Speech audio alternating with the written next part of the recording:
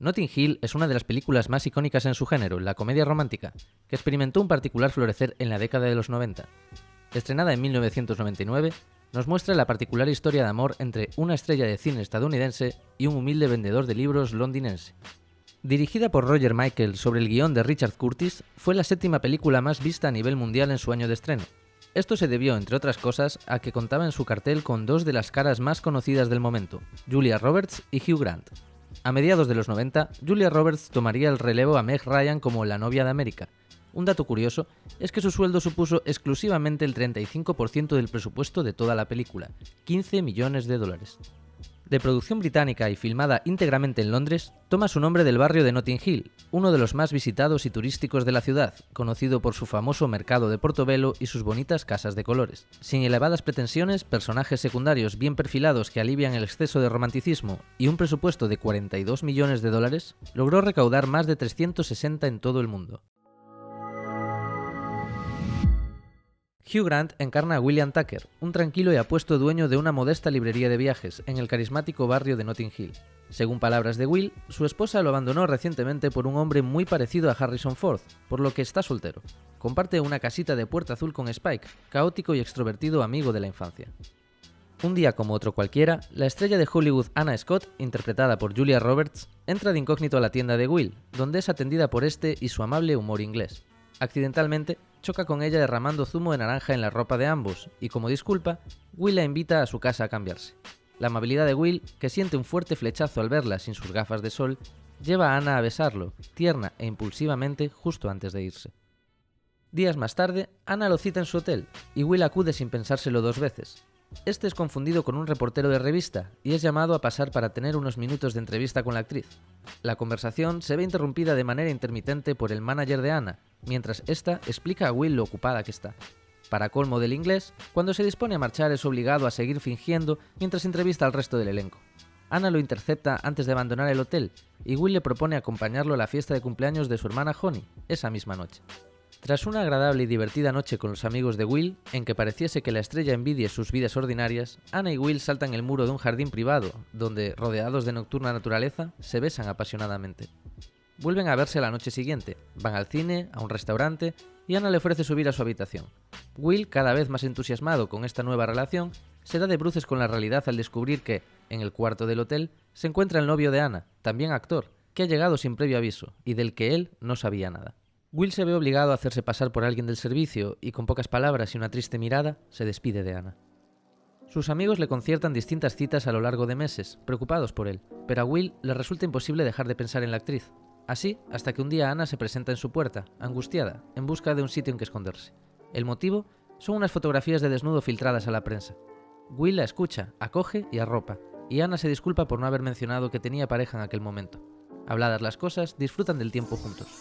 Debido a que Spike no supo guardar el secreto, los paparazzis asedian el barrio a primera hora de la mañana, rodean la casa y toman fotos de Will, Anna y Spike, semidesnudos según se asoman al exterior. Anna entra en cólera y paranoia, culpando a Will de la situación y acusándolo de querer aprovecharse de su fama. Es recogida por su chofer y, una vez más, desaparece de la vida de Will. Transcurre un año entero hasta que, cenando con sus amigos, Will descubre que Anna se encuentra grabando en Londres.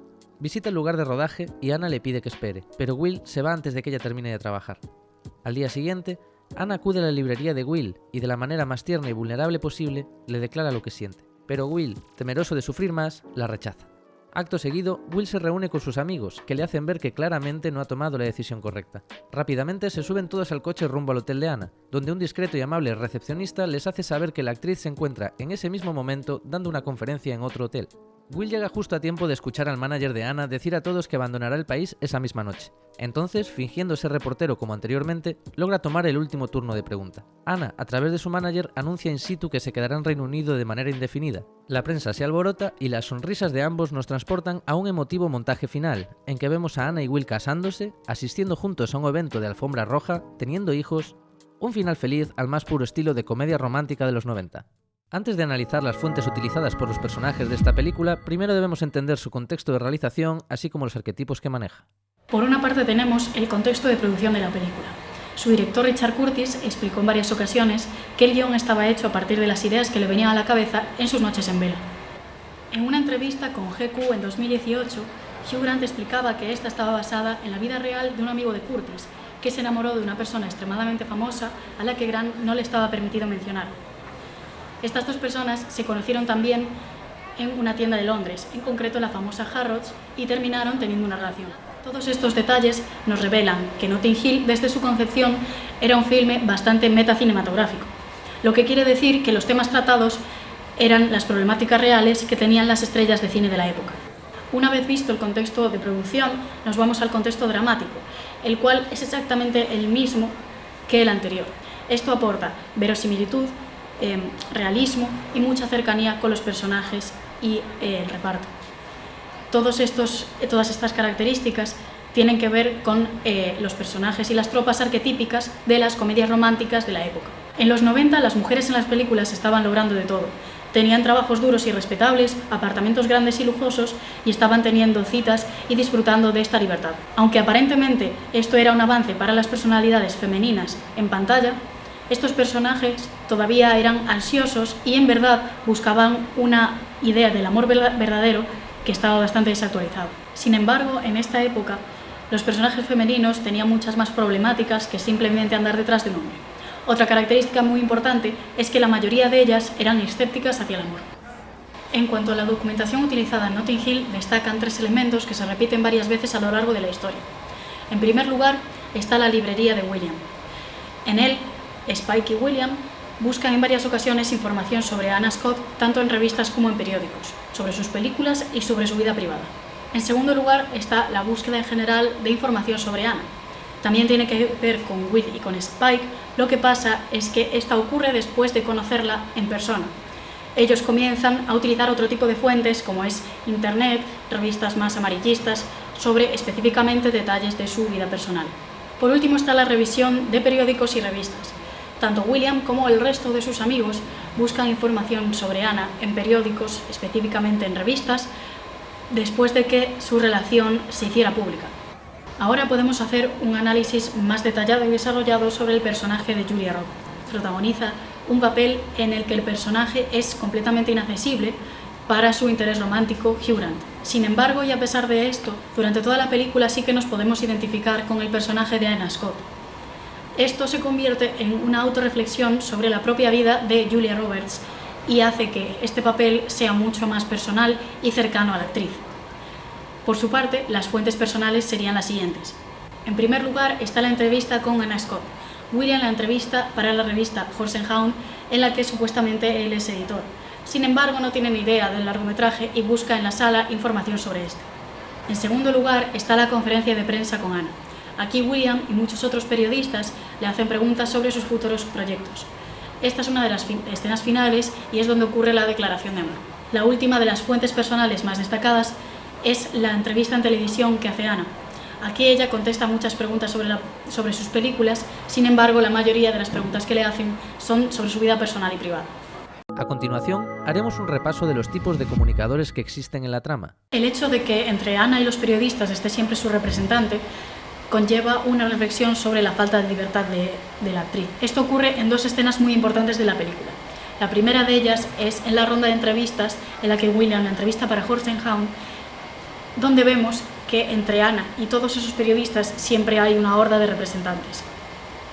En segundo lugar, esto ocurre en la escena en la que los periodistas encuentran la casa de William, en la que él y ella pasaron la noche.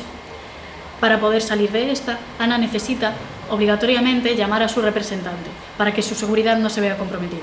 En cuanto a las apariencias, observamos una dicotomía muy interesante entre con quién decide Anna mantenerlas y no. La característica de protagonistas la definen la franqueza con la que Anna se relaciona con los protagonistas. Los únicos momentos en los que la vemos actuar con franqueza y sinceridad son cuando cena con William y sus amigos y cuando se confiesa ante William. Esto quiere decir que estos personajes presentan algo más importante para ella y los 2 protagonistas se enamoran al margen de la corrupción del mundo del cine e inocentemente olvidando las consecuencias de la fama. Este es un arquetipo común en las comedias románticas. Normalmente los amigos de los protagonistas actúan como mediadores y guías en el conflicto romántico de ellos. Los escuchan y los aconsejan. También generan conflicto y muchas veces son el sustento principal de la faceta cómica.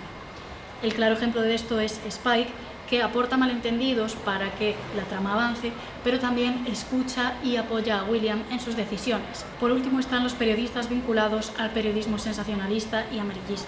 Estos personajes tienen que ver con la vigilancia de la vida privada de celebridades. Es el momento de discutir el clásico dilema filosófico sobre la verdad versus la felicidad. Existen momentos en la trama de Notting Hill en que los personajes elegirán contar la verdad a pesar de sus consecuencias. Por otra parte, también encontramos múltiples ejemplos de desinformación, algo en que, conscientemente o no, todos los personajes caen. Lo curioso de esto es que el objeto de estos engaños no intencionados es que el público sea conocedor de ellos en todo momento. Compensando los juegos de malentendidos con toda la información dada al espectador, la tensión dramática se forja. Continuando con las diferentes entrevistas sobre el filme, cuando William entrevista a Anna para Horse and Hound, sus preguntas destacan sobre las del resto de periodistas porque son honestas y realmente se interesan por su película, y no intrusivas y personales. Esto revela desde el comienzo de la película la personalidad honesta y franca del protagonista. En segundo lugar, tenemos las conversaciones sinceras entre personajes. El protagonista, a pesar de que Spike tiene una personalidad caótica e impredecible, decide sincerarse con él ya que es su amigo y su compañero. El caso más destacado de este tipo de conversaciones es la que mantienen Anna y William en una de las escenas finales en la librería. Este es el caso de la confesión de Anna, en la que ella no sabe si será correspondida o no, y decide tomar la decisión valiente de expresar sus sentimientos con sinceridad. Al principio de la película, William decide ocultarle a Anna que él conoce su verdadera identidad de estrella de cine. Paradójicamente, esto hace a William un personaje franco, ya que su intención al proporcionar esta desinformación es conocerla como persona y de manera franca, aparte de su personalidad en los medios y en el ojo público. Cuando los medios descubren la relación que ambos mantienen, William decide declarar que efectivamente esta es real porque piensa que así les dejará en paz. Al final ocurre lo contrario, pero de estos hechos debemos destacar que siempre las mentiras de William son bien intencionadas y con la idea de que traigan el mayor beneficio a Anna. En la película, subyace como tema la relación entre los medios de comunicación masivos, el público y los personajes. Destaca la escena en la que William se persona como entrevistador a la ronda de entrevistas de los protagonistas de la nueva película de Anna Scott. Esto nos hace preguntarnos hasta qué punto la competitividad de todos estos medios puede llegar a vulnerar la privacidad de todos estos actores. Estas reflexiones conducen a la crítica ética del sensacionalismo y las consecuencias de la exposición de los individuos a masas anónimas. En la cena con los amigos de William, Anna confiesa que, aunque su vida pueda parecer fácil debido a la fama y a su capacidad económica, ella ha tenido que superar obstáculos que los demás ni se plantearían. Críticas constantes a su físico, observación minuciosa de sus dietas y de cada movimiento que hace. Este es otro tema central de la trama, ya que William supone una ruptura del status quo de Anna, trayéndole por primera vez en años tranquilidad, franqueza y anonimato. En conclusión, los medios de comunicación merecen una revisión ética porque poseen la responsabilidad de influenciar a la sociedad. No obstante, aquí nos encontramos con una dicotomía entre masa y medio. Por un lado, está la responsabilidad que tienen todos los canales de comunicación masivos por el hecho de comunicar anónimamente. En el caso de Notting Hill, por comunicar sobre la vida personal de la gente. Todo lo que los tabloides y, en consecuencia, lo que la gente diga tiene una repercusión directa sobre la carrera profesional y la integridad personal de Anna Scott. El hecho de que por su trabajo tenga que ser una figura pública no la priva de su derecho a tomar decisiones en la intimidad. Además, lo que este público crítico opine influye retrospectivamente en qué tipo de producciones llamarán o dejarán de hacerlo a la representante de Anna. La influencia de los medios sobre la promoción y difusión de la imagen de Anna Scott, que se encuentra en el punto álgido de su carrera profesional, conduce a situaciones como que un ciudadano de a pie no sepa bien cómo interactuar con ella.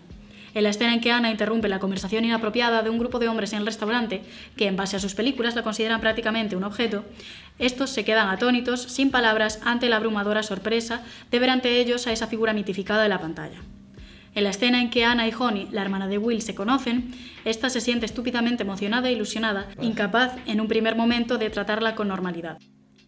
La fama e imagen creada por los medios en torno a Anna la llevan a cosas como vestirse de incógnito para poder pasear tranquilamente por las calles de Londres, como es el caso del momento en que Will y Anna se conocen. Le es imposible mantener el anonimato de manera continuada y las probabilidades de que alguien en público la interrumpa, interrogue o acose son demasiado altas. Al momento en que las fotos de desnudo son filtradas, su posición convierte a estas en un bien de alto valor para cualquier medio, al margen de la voluntad o sentimientos de Anna. A diferencia de ella, la privacidad es algo de lo que en mayor o menor medida todos podemos disponer libremente, como es el caso de Will antes de conocer a la actriz. La conclusión de todo esto es que la fama trae problemas consigo, como evidencia Anna la noche del cumpleaños de Honey, mostrando anhelo por una vida más sencilla y corriente. Al margen de su millonario reparto, cabe destacar que la proyección hace muchas cosas bien.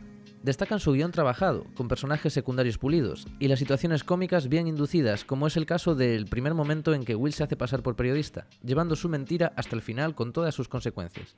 Diálogos y situaciones cómicas con personajes desenfadados ejercen contrapunto con las escenas más románticas a lo largo del film.